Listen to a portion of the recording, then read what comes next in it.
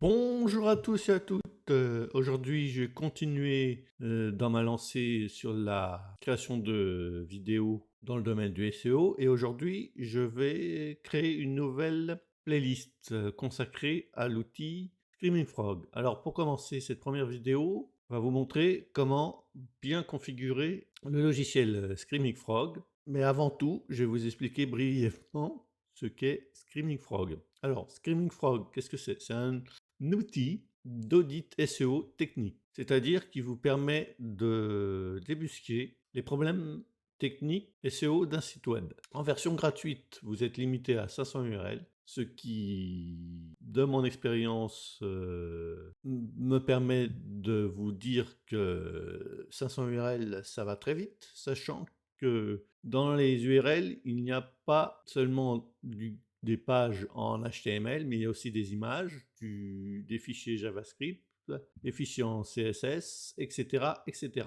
Alors, pour commencer, avec Screaming Frog, il y a différents modes. Le mode Spider, qui vous permet de crawler, d'analyser toutes les pages d'un site web qui lui sont accessibles. Et le mode List, si vous voulez uniquement analyser le contenu d'un certain type d'URL. Aujourd'hui, on va se consacrer au crawler, c'est-à-dire à l'outil qui permet d'analyser un site web. Donc on va travailler en mode Spider et on va le configurer. Nous verrons dans une autre vidéo les différents onglets d'analyse. Vous voyez ici rapidement que c'est assez complet. Alors, on commence par la configuration du crawl, dans le menu configuration. Alors, qu'est-ce qu'on veut crawler? Alors, forcément, les images, on peut non seulement les crawler, mais aussi les stocker. On peut aussi stocker les fichiers CSS, JavaScript et SWF. Alors, je vous conseille d'au moins crawler les quatre icônes de crawl. Important du crawl, je coche tout, vérifier les liens en dehors du dossier de démarrage pour avoir accès. Vous avez des explications en cas de doute. Donc pour en crawler maximum, pour crawler au-delà d'un répertoire, crawler dans un sous-répertoire, etc., vous pouvez cocher ces différentes options. Et vous pouvez même crawler les sous-domaines liés à un nom de domaine principal. Très intéressant en cas d'analyse de sécurité pour voir s'il n'y a pas des fuites vers des sites, par exemple stage.nomdusite.com. Aussi, ce qu'on néglige souvent, c'est de suivre les liens internes nofollow. Même si Google n'est pas censé suivre les liens nofollow, c'est pas une interdiction absolue pour lui. On peut aussi suivre les liens qui sont nofollow vers les autres sites web. Donc, il faut aussi cocher l'autorisation des crawls pour les liens internes. Ça me paraît évident. On ne va pas se limiter seulement au contenu d'une page, au contenu textuel d'une page, par exemple. Bon, si on veut analyser aussi la qualité des liens externes, vérifier si une URL est canonique ou pas, et aussi le système de pagination. Aussi hreflang pour définir les problèmes éventuels au niveau linguistique. Aussi, la possibilité de crawler les pages en ANP, détecter si vous utilisez des redirections ou des meta-refresh, et aussi analyser le contenu des iframes. Vous savez, les petits encarts du style ceux de YouTube, des encarts vidéo, par exemple, et si vous avez des sitemaps, des plans de site à soumettre, vous pouvez aussi cocher cette option et ajouter les sitemaps. Si vous connaissez, analyse. Mais en général, si un site est bien codé, Screaming Frog est capable de détecter le sitemap en allant lire, par exemple,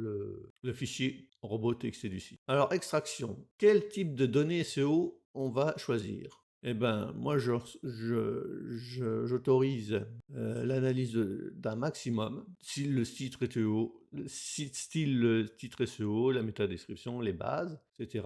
Même le ratio texte-code aussi, même si ce n'est pas un facteur technique prédominant, mais ça peut donner des pistes d'amélioration. Le niveau d'indexabilité, bien évidemment, parce que je sais que par expérience, on tombe sur des cas de pages en no-index alors qu'elles devraient en no-index, et aussi le balisage de type certains types de balisage liés au formulaire. Vous avez aussi la possibilité d'analyser les données structurées, type JSON, autres microdonnées et RDFA, celles concernant le schéma.org, etc., etc. Si vous voulez stocker le HTML, prévoyez assez d'espace et aussi le rendu. On reviendra sur cette notion d'HTML rendu avec l'option JavaScript un peu plus tard. On peut même enregistrer aussi et analyser le contenu et les propriétés des fichiers PDF. Vous voyez que c'est assez complet.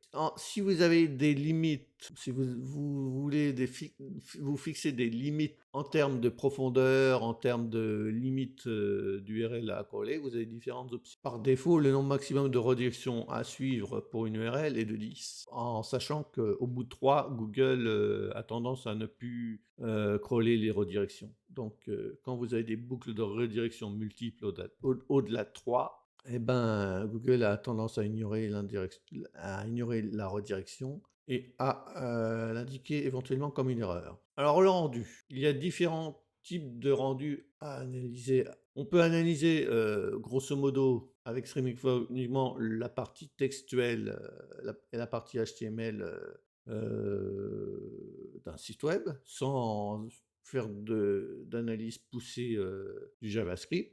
Sinon, si vous voulez analyser de manière plus précise le JavaScript, eh ben vous avez l'option JavaScript qui permet de simuler le rendu d'une page quand celle-ci comporte du JavaScript. Ça peut être très intéressant quand vous avez du code JavaScript que Google ne peut pas interpréter. Vous avez des captures d'écran qui simulent le rendu JavaScript.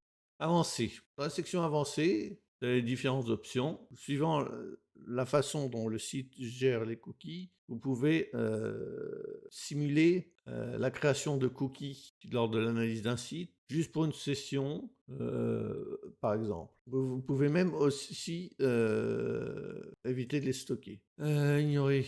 Alors, il y a des options dans le mode avancées qui sont très intéressantes, comme par exemple, il faut ignorer les doublons lorsqu'il y a des URL, lorsqu'il y a du contenu dans des URL non indexables. Vous pouvez aussi ignorer les URL paginées lors de l'analyse de doublons parce que souvent vous avez des pages style URL slash page 2 qui reprend le même titre SEO que la première page d'une section. Voilà, ça permet d'avoir des faux amis. Toujours suivre les redirections. Bah, cette option est très intéressante si par exemple si vous tombez sur une 301, une 307, si vous voulez suivre, voir qu'elle est fonctionnelle, vous pouvez causer cette option.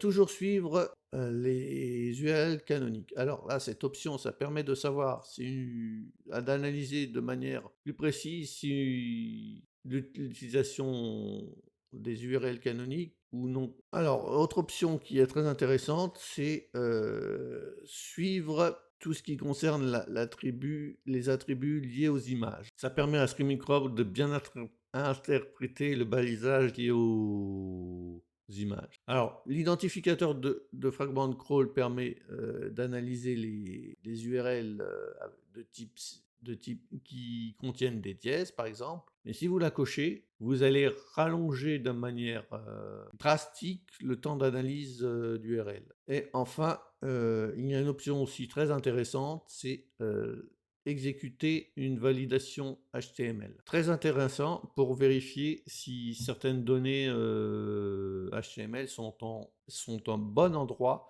Par exemple, si vous avez du code qui doit être dans le header et qui se retrouve dans le body, vous pouvez, grâce à Screaming Frog, savoir qu'il y a cette erreur ou pas. On va attaquer les préférences. On va pas trop s'attarder là-dessus, mais par défaut, moi, ça me convient bien. Lors de l'analyse de contenu, il est très intéressant d'analyser, de configurer correctement les 3 sections en vert, domaine de contenu.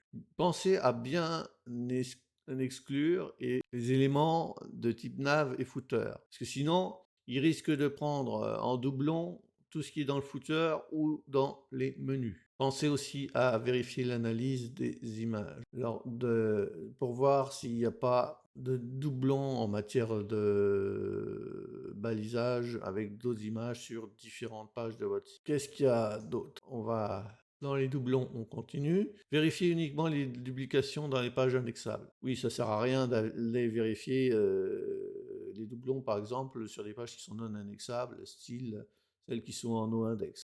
Activez, si vous voulez définir un niveau de similarité entre différentes pages, vous avez l'option quasi-duplication. Ça permet de définir un seuil de similarité. Par exemple, si deux pages ont un contenu similaire à plus de 80%, par exemple, ben là, dans ce cas-là, Screaming Frog va le détecter. Orthographe et grammaire, j'ai testé, c'est pas très convaincant. RobotXT, pour des questions éthiques, normalement, vous devez respecter le fichier RobotXT du site web pour éviter de tomber des pièges à robots. Parce que en matière de règles de sécurité, si vous contournez les règles du RobotXT, certains sites peuvent rediriger les bots dans ce qu'on appelle des pièges à bots. Et ça tourne en rond. Si vous n'avez pas l'autorisation du webmaster pour coller le site, choisissez respecter RobotXT. Afficher les URL bloquées et afficher les URL externes bloquées aussi. Très important, parce que des fois, ça peut être gênant d'avoir des ressources externes au site qui sont bloquées au niveau RobotXT. On va maintenant passer à la vitesse. Alors, Screaming Frog a conseillé à une époque, il me semble, d'éviter de lancer 5 connexions sur un même site en matière de vitesse. C'est un bon compromis dans la plupart des cas. Si vous augmentez le nombre de connexions, vous passez à 10, certains sites bas de gamme risquent de râler. Ou alors ça peut être dû aussi à des règles de sécurité. Limite d'URL, ça peut être intéressant si vous avez des serveurs qui sont un peu trop paranoïaques. Vous pouvez limiter à 2 par seconde, par exemple. User agent,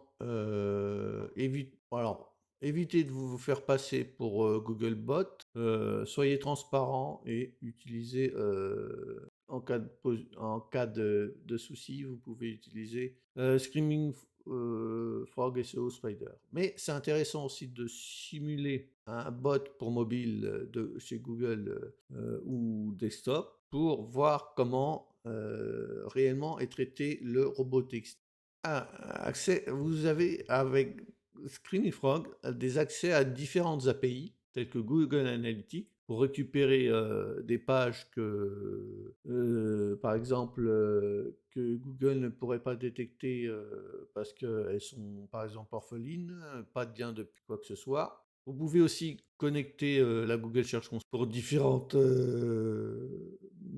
solutions pratiques. Et vous avez aussi Page Insight que vous pouvez utiliser. Nous reviendrons éventuellement dans une prochaine vidéo pour ces différentes options. Vous avez aussi la connexion à Majestic, Href et Moz, des outils SEO en ligne très connus qui permettent, par exemple, via leur API, de récupérer d'autres données, style éventuellement des backlinks vers des pages que Microbe ne pourrait pas trouver par une simple analyse interne. Alors, on va s'intéresser aussi à l'analyse du crawl. Cette option est très intéressante. Pourquoi? Parce que lorsqu'on a des scores en termes de maillage interne, on peut avoir un score au niveau de la puissance d'un lien sur une page. Très intéressant le code de réponse, par exemple pour identifier les 404, des 410 pour des pages introuvables ou des erreurs de type 500X pour des erreurs serveurs. Si vous cochez pas cette option, l'analyse de contenu ne sera pas faite, donc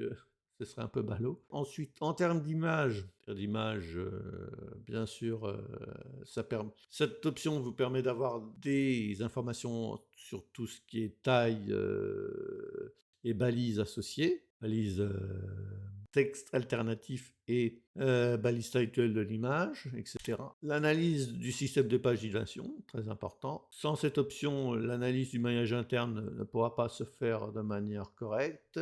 N'oubliez pas non plus aussi si votre site a des pages AMP et l'option sitemap pour voir si, par exemple, Screaming Frog trouve des pages orphelines dans des sitemaps ou inversement, trouve des URL qui ne sont pas dans des sitemaps. Et si vous avez configuré Google Analytics et Google Search Console ou d'autres API dans le menu accès à API, elles devraient apparaître. Voilà, ces onglets, ça permet d'avoir, si vous cochez Google Analytics et Google Search Console, vous aurez des données en provenance de Google Analytics et de Google Search Console. Alors, pour en revenir à la Google Search Console, ça fera l'objet d'une prochaine vidéo, mais c'est simple, c'est intuitif.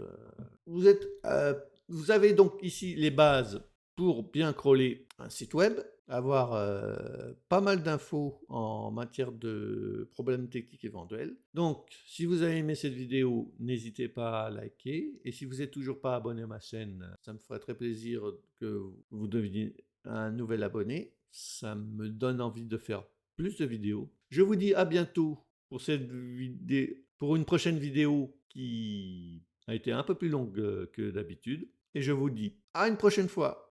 Bye bye.